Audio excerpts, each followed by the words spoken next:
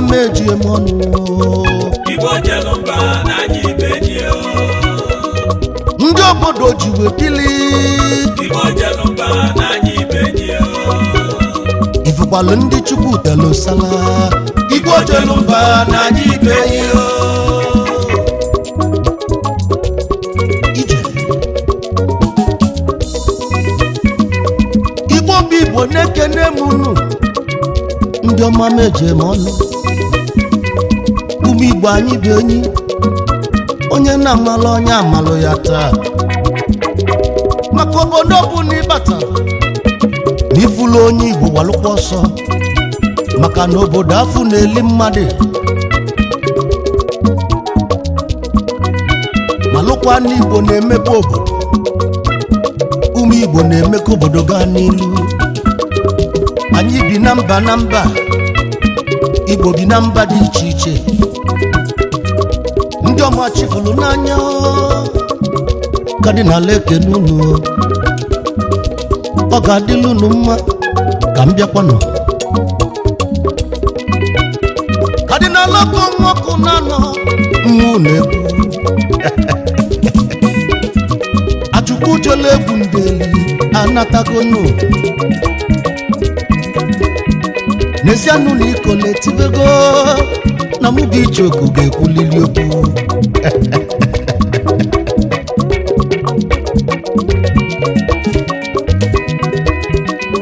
kedu ndị nnetile egwu ụmụ Igbo butere ike na mba dị iche iche ndị ọka adịlị mma ndị Chukwu na-agbala ọkụ fabata obodo ife na-eme fa na-enyere ụmụ ogbenye aka fa na-agbapụla obodo mmiri fa na-enye obodo ọkụ ya ka ndị wetube fancha ụmụ Igbo ọnwa bata n'ife adị ifu na ọnwa bata ife adị ọnwa bata ife adị ọnwa bata n'obodo ife adị ọnwa bata ife adị ọnwa bata ife adịgo ife adịgo ọnwa bata ife adị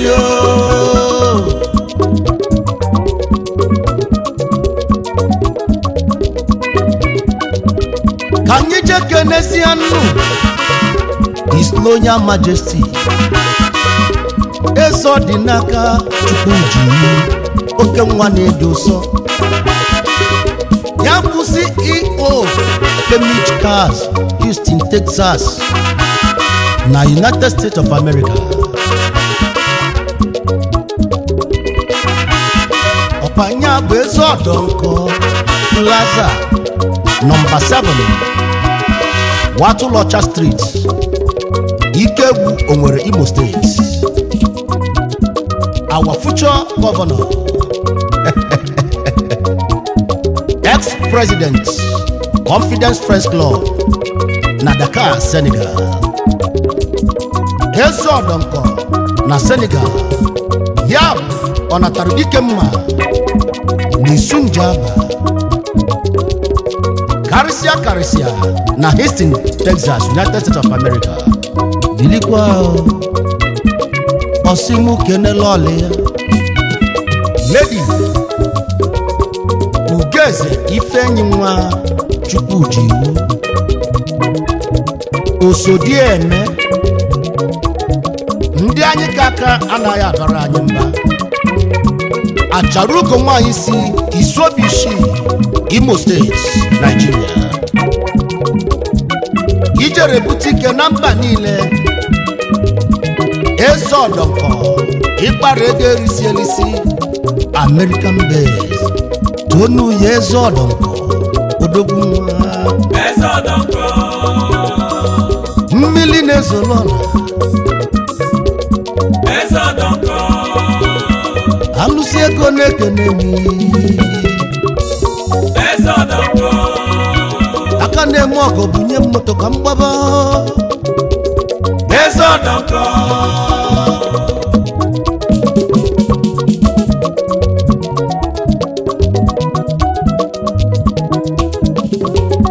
anyị kenezi Elder Michael Ọgụgụa Chief Afụnwelotanna ya bụ onyele mmagba n'ime Kraịst Onyime CEO Mikosin Worldwide Importer and Exporter Limited CEO Miko and Sons Multi-Concept International School CEO Mikosin Complex Scholar Ring Nursery and Primary School Current Nigeria President in Senegal President Ndị Ọdịmma Friends Club Pillar of Dakar Pioneers in Senegal National Patron of G7 Club of Mali Founder and ex-president and patron Amman People's Assembly APA Founder and president current patron of APA President Cycle of Friends Social Club Dakar 3 times president and national patron Anambra Progressive Union Dakar yana Lolia Lolo Pastor and Lolo Tina Michael Ogogwa Afụnwelotanna ịgbala ego elisi elisi oke nwa mụrụ na Anambra Senegal base Bilikwa anyị kene Chief Emis Ike Ọhaneze ndị Igbo na Dakar Senegal CEO Abana Automotive Benz Importer and Exporter of all kinds of motor spare parts in Dakar Senegal Agunechi Be1 n'Enugu State in Dakar Senegal ezi nwanne mmadụ bili Ojule Mogo na Dakar Senegal Chairman of Dakar Importer Association in Dakar, Senegal, West Africa. Pillar of Igbo Welfare Association, Dakar, Senegal. Member, Dakar Pioneers in Dakar, Senegal. Osimu Kene Lolo, Beatrice Uche, Chukwu. Ugezumba Wanyo. Oke nwa mụchara ọfụma na n'ezi agụ Igbo Moshinne ijere mba bute ike na mba niile ọhaneze ndị Igbo ịkpara ego na-esi isi na Senegal nwanne m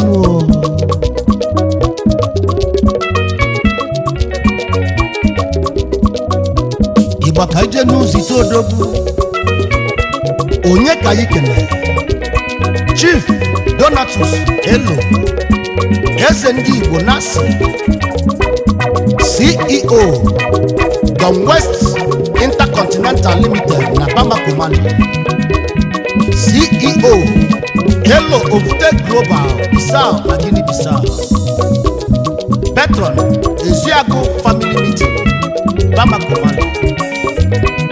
Member Igbo Committee Bamako Mali. Member Enugu State Meeting Bamako Mali. Member Ndị Odimma Friends Club Osimu Kene Lolo Mrs. Silva Chinenye Elu Odibeze nwanyị ọma Achalugo Bilipo afọ mụlụ ka si nyo Chukwu ya bụ mama Chukwu dube m eze ndị Igbo na Asia ịkpala ego elisi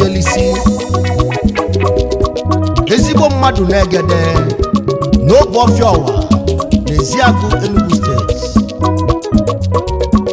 Mali base Igbo ka ijezi ezite odogwu Chief Osi Canada Ogbuefi nna yelu a na-egwu achara na-eto na Guinea Republic CEO Canada Fashion Guinea Republic Cabinet Member of Obiako Palace Ohaneze Ndị Igbo Guinea Council Member Igbo Committee Guinea Republic Member Igbo Progressive Union Guinea Republic Member of Nze Fans Club Guinea Republic Former Treasurer Faithful Brothers Association Guinea Republic Chairman Ijere Former Treasurer Faithful Group Company Toronto, Canada Member Izuna 8th grade Ogbeke Obibiezena Imo State Owerri North Osimu kenele ya Chisomaga Osinachi Nyana lole ya Lolo Mrs. Chimamanda Nkiruka Osinachi Manager NK Canada Fashion Trade Fair Lagos, Nigeria Oke nwa mụrụ n'Imo steeti nke anyị Ijere butike na mba niile Osi Canada Ịkpala ego elisi na Guinea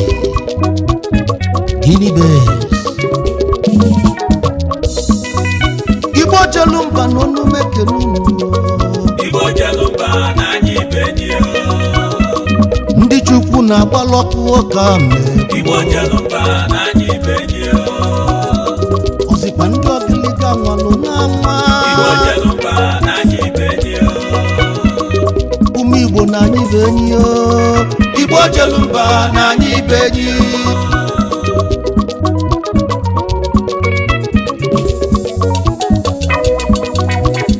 Anyị kenezi Ogbuefi Obinna si Okonkwo Obi Coastal Road Gambia ezi nwa anyị dị asọ n'Enugu Ajichi Ekwusigo Local Government Anambra State The youngest landlord na Gambia CEO of O Dimas Concepts Nigeria Limited CEO Obi Okonkwo Investment Nigeria Limited CEO Obi Long Global CEO Sidon Investment Co Dealers in all kinds of auto spare parts trucks, cars, electrical, building materials Vice Chairman Ekwusigo Family Association Gambia Member Igbo Committee Gambia Member Anambra State Indigenous Association ASIA treasurer of Young Dynamic Friends Club. Ijere mba Butere na mba Dubai, Germany, Cambodia, Pakistan, Thailand, Kenya, Istanbul, Turkey, Lebanon, Morocco, India.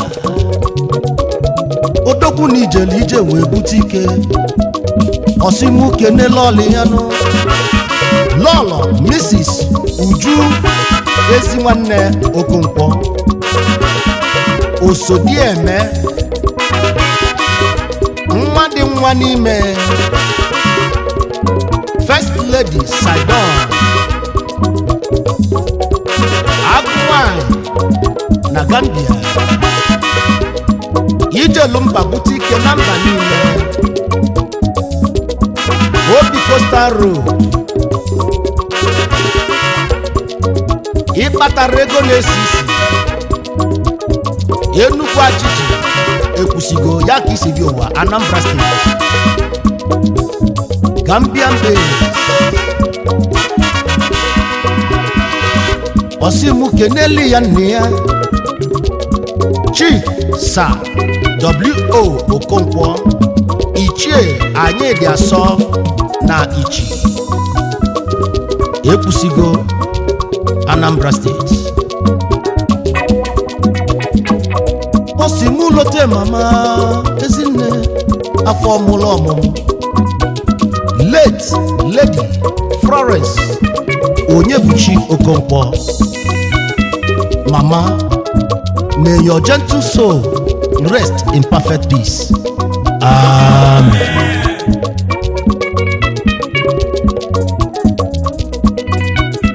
Ibaka ijezite odogwu Honorable Collins Chukwukele Osiu Ogbueruzo 1 Nachimbere, Director Link Services and Perfect Link Limited, London, United Kingdom. CEO of Imperial Oak Preparatory School, London, United Kingdom. A Lord in Dakar, Senegal. Yana First Lady Lolo Chizi Odo Chukwukele Osiu. Wanyi mobidia achalugo nwanyi bilikwa osimu keneli ya nekwu odogwu His Excellency Light Honorable Emeka Ihedioha, former Imo State Governor. Yana First Lady Lolo and Mrs. Ebere Ihedioha, former First Lady of Imo State, Nigeria. Mbito Lukisi Biowa, Imo State, Nigeria. Ijere butike namba niile Ogbueruzo 1 Ikpalege elisi na London base Bilikwa. Anyị kenezi Mr. Emmanuel Ezoke nwata kwọcha aka na Philippines, nwata kwọcha aka na Mbosi Ihiala, member Friends Club in Philippines, member of Nigeria Association in Jakarta, Indonesia, member of Morning Star Club, Thailand, member of Ndi Odimma United Friends Club, Don nwata kwọcha aka n'Asia worldwide. Yana Lolia Mrs. Chisom Ezoke, ọmalịcha nwanyị nke bụ ọmụmụ asarụ ugegbe eji afụ ụzọ ọmụ obi dị ya eletrik ụmụ nwanyị nwata kwọcha aka ọkwa na Mbosi Ihiala, Anambra State ka isi bụ ụwa. Ijere butike na mba niile Chief nwata kwọcha aka ịgbala ego na-esi isi Philippine base Igbo tonu ya nwata kwọcha aka na Philippine nwata kwọcha aka na mbosi n'ihi ala nwata kwọcha aka oke nwa na-edu so nwata kwọcha aka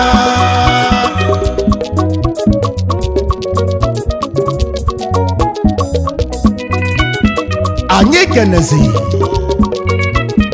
Honorable Greg Goodluck Nwachukwu G. Baron o mepụrụ ụmụ ogbenye 1 na Chimbere aka nyere Chimbere mmiri na ọkụ 1 na ala Chimbere oju na-eme ọgọ nke izizi na Chimbere CEO Empire Lodge London United Kingdom ebe anyị na-eri ngwọrị ebe anyị na-alacha aka ebe a na-esi nri dị iche iche CEO Speed Link Services Limited London United Kingdom onye ọma na all kinds of foreign exchange such as pounds, euros and dollars. Kodokwu nwa n'iji ego ya n'ụmụtalekwu nwa kwenu osimu kene lọlị ya lọlọ Chichi Priscilla Nwachukwu ọdụkọ na mba niile ọkwa mba itoolu Imo steeti ka isi bi ụwa ijere bute ike na mba niile ndị Igbo ji balon ịgbara ego na-esi isi London base bilikwa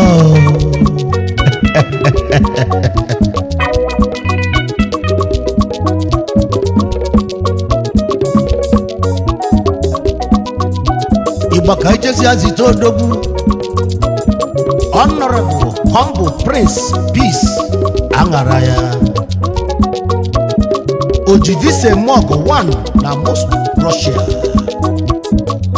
CEO Amman Peace Travel and Logistics Global Nigeria Limited CEO of Amman Peace Rosy Boutique number 30 Asaf Rogu Street Airport Road, Ajah Estate. Opposite Access Bank, PLC, Lagos State, Nigeria. Importer and exporter. Chairman, Enyimba Organization, Russia. Hosim Keneli Alolia. Mrs. Amarachi Prince. Mother of 5 boys.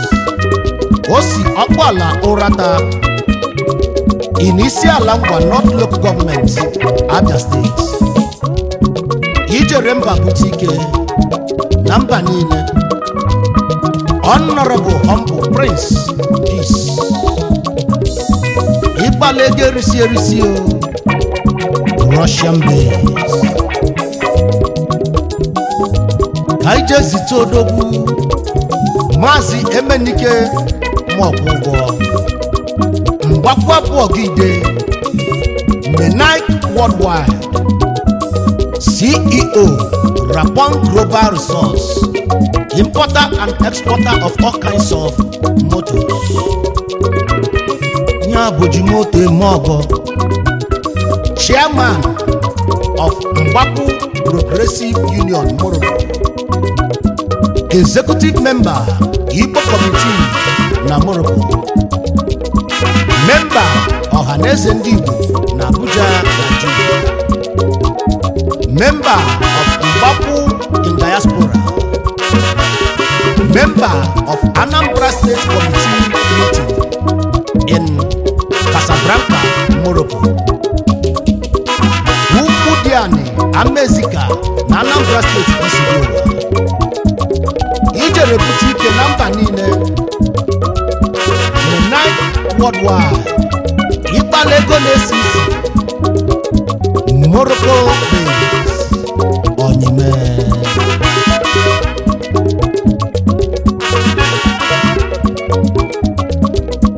anyị kenezi Honorable Chibuike Ọkpara Edudu Nwachinemelu Worldwide ọgaranya obi ya dị ọcha 1 Tuzidatọ North Edudu na Starry Punch onye ọma Chris na Cape Town, South Africa CEO Chibike Holdings Limited current treasurer Idato Family Meeting na Cape Town, South Africa member of Nigerian Union, South Africa executive member of Diamond Friends Club International, Cape Town, South Africa member of Ndị Ọdịmma Friends Club Ọsịlụm Kenelia Achalugo nwanyị ọna Mrs. Uju Ọkpara Ọjụ ugo di ya nwanyị mobi di ya n'Imo steeti kunu si bi ụwa ijere bute ike na mba niile Edudu Nwachinemelu ịkpala ego na-esi isi na South Africa, South African Base ọgaranya Igbo jelu mba na ọnụ mekenu Igbo jelu mba na anyị benye ndị obi fa dị ọcha Igbo jelu mba na anyị benye ọkwụnụ na-enyela ogbenye aka Igbo jelu mba na anyị benye unu na-achụ unu dị na mma ume Igbo jelu mba na anyị benye ndị Chukwu na-agbalọkụ n'obodo Igbo jelu mba na anyị benye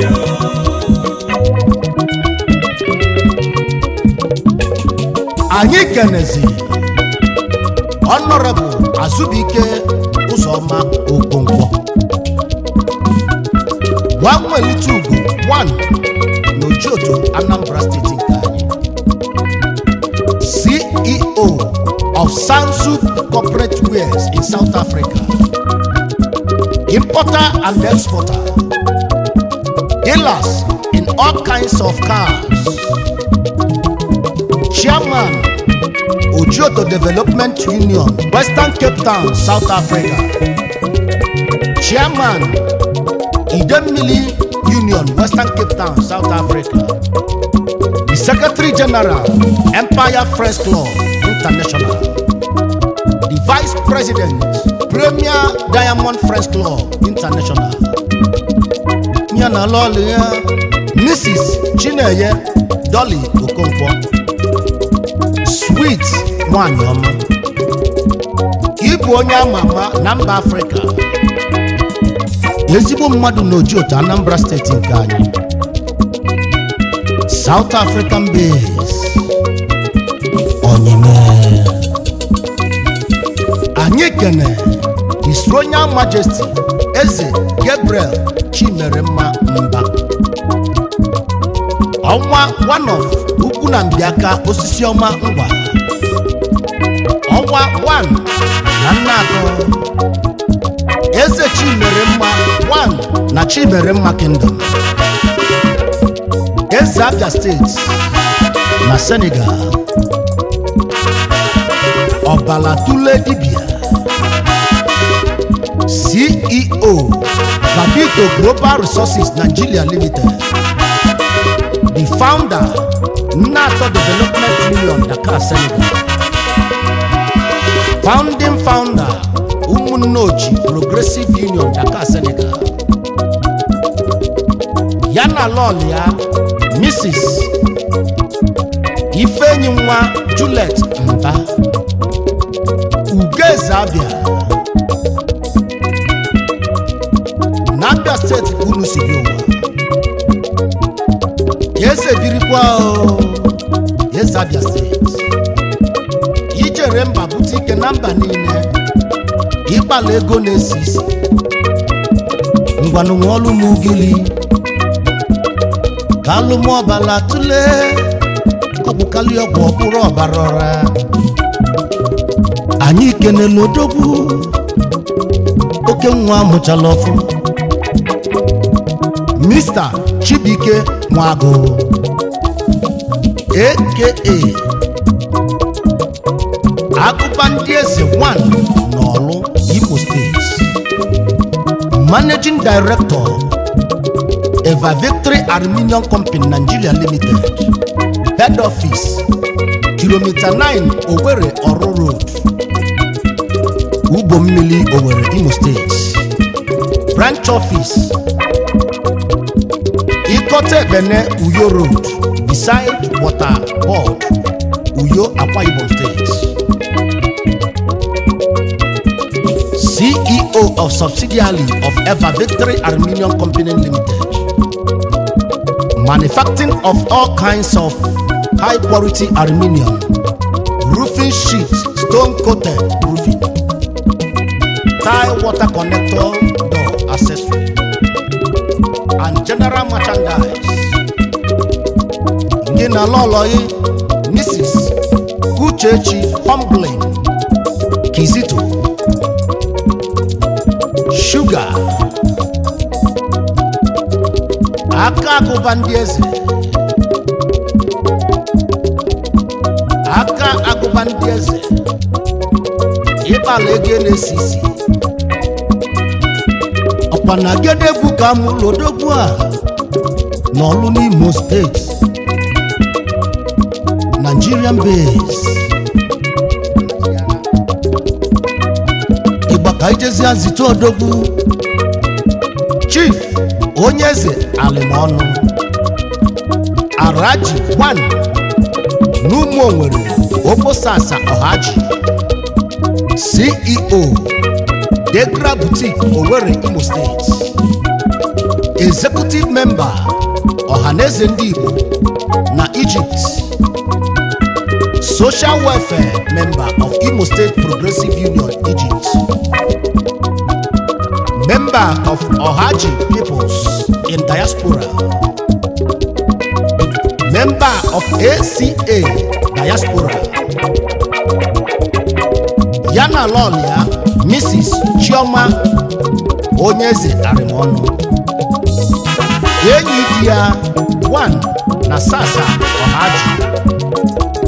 Ijere mba bute ike na mba Saudi Arabia, ijere mba bute ike na mba Indonesia, ijere mba bute ike na mba Cairo, Egypt. Kelee onye eze, ịkpatara ego na-esi isi n'Ụmụ Owerri Obosasa Ọhaji, Imo State, Egypt base. Ezigbo mmadụ bilikwa ọrụ.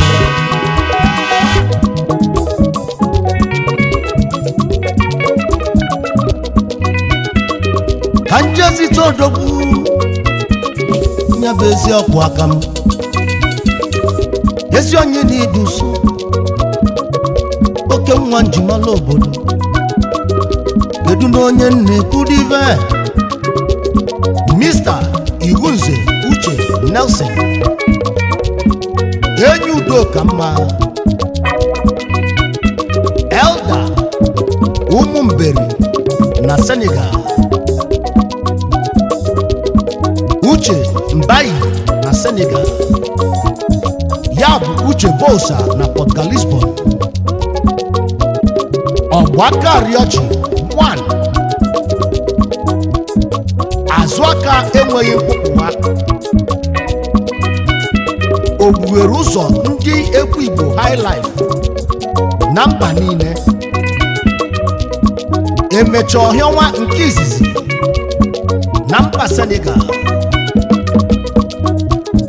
Emecha Ọhịọnwa nke izizi na mba Guinea Republic, Emecha Ọhịọnwa nke izizi na mba Bamako, Mali, Founder, Dakar Pioneers in Dakar, Senegal. Founder of Ndi Odimma Unity Friends Club. Founder of Akaraka Friends Club, Gambia. Member of Alaba Alaba Friends Fans Club, Bamako Mali. Member of Igbo Progressive Union, Bamako Mali. Member of Link Friends Club, C+. Member Obi-Nwanne Friends Club, Algeria. Osimu kene loli ya achalugo nwanyi na ebume ekene Lolo Mrs. Igunze Mary Blessing Oga di mma okoro Eze nwanyi enyugo ka mma na Mpitolu Imo State Isigo Igbo onye ama na mba niile worldwide base nkidezi onye enyi udo ka mma odogwu enyi udoka ya bụ international music promoter enyi udoka odogwu Igbo ji bili na mba dị iche iche enyi udoka ezi onye m na-eji ụsọ enyi udoka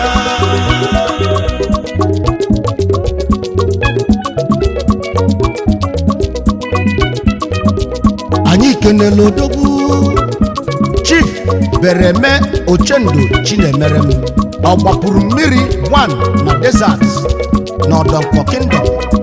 CEO ọ gbapụrụ mmiri na Desert Foundation. CEO Grow the Change Togo. Vice President Mbise in Dakar, Senegal. Member of Ike Diamond Social Club, Lome, Togo. Member of Ndi Odimma Unity Friends Club. Member of DX VIP Igbo Man. Karisia 1 Nambise. Member of Odonko Kingdom na Dakar, Senegal. Yana Lolia Lolo Mrs. Chidimma Ochendo Chinemerem ugegbe eji ahụzụ Ochendo ọ gbapụrụ mmiri na desert ijere bute ike na mba niile. Ọ gbapụrụ mmiri na desert ịkpatara ego na-esi isi na Mbaise n'Imo steeti ka isi gị ụwa. Togo base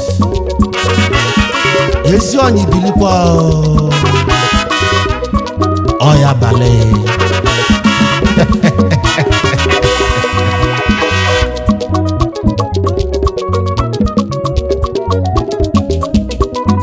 Igbo jelumba n'ọnụ mekenu Igbo jelumba n'anyị benyo n'esi anụ ndị chi na-agbala ọkụ Igbo jelumba n'anyị benyo ọsịkwa ndị Chukwu belu nsala Igbo jelumba n'anyị benyo ụmụ Igbo aka Chukwu dị na ụka Igbo jelumba n'anyị benyo ndị omejeje mba Igbo jelumba n'anyị benyo ndị na-emefe abata obodo akwụrụ ọkụ Igbo jelumba n'anyị benyo mba na-agbapụla obodo mmiri Igbo jelumba n'anyị benyo mba na-enyere ogbenye aka Igbo jelumba n'anyị benyo abata n'obodo tinye ọkụ n'obodo